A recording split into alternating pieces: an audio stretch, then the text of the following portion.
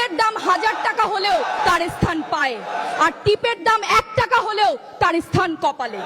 ইতিহাস সাক্ষী, লবণে কখনো পোকা ধরেনি, কিন্তু মিষ্টিতে প্রতিদিনই ধরে, আবার পিঁপড়াও ছাড়ে না। মানুষ সোজা পথে চলতে চায় না, বাঁকা পথেই আগ্রহ বেশি।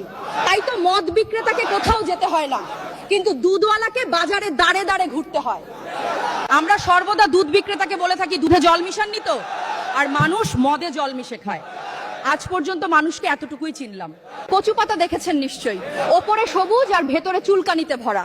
ঠিক তেমনি কিছু মানুষ আছে, বাইরে থেকে দেখতে ভীষণ সুন্দর পরিপাটি, কিন্তু ভেতরটা আবর্জনায় ভরা। সাপ দুধ খেয়ে বিষ উগড়ে দেয়, আর গরু ঘাস খেয়েও দুধ দেয়। সুতরাং দোষটা খাবারের নয়, পার্থক্যটা স্বভাবের কাছে। নিজের যোগ্যতা নিয়ে কখনো অহংকার করবেন না। মনে রাখবেন, পাথর কিন্তু নিজের ওজনের জন্যই জলে ডুবে যায়। যারা, কি আজব দুনিয়া জানেন? যার চোখে ঘুম আসে তার কাছে ভালো বিছানা নেই, আর যার কাছে ভালো বিছানা আছে তার চোখে ঘুম নেই।